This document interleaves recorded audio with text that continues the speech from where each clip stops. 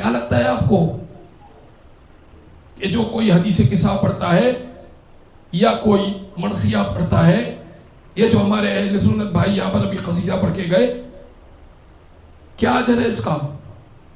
انشاءاللہ میں روایتیں پیش کروں گا، مجلس کا ایک ایک جز اہل بیت اطہار کی بارگاہ میں کتنا قیمتی ہے.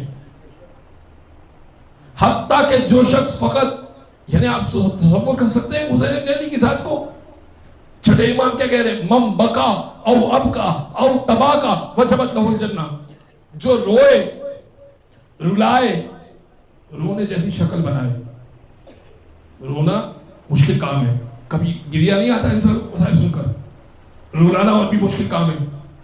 مسائب پڑھے، جو روئے حسین ابن علی پر، رلائے حسین ابن علی پر، فرمایا او تباکا، صرف رونے جیسی شکل بنا دے، وجبت لہ الجنہ، جنت واجب ہو جاتی ہے اس پر.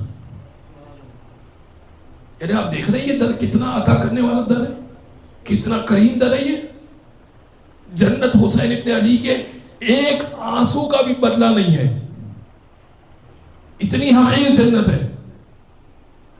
اس بارگاہ میں ہمیں خلوص سے آگے بڑھنا ہے.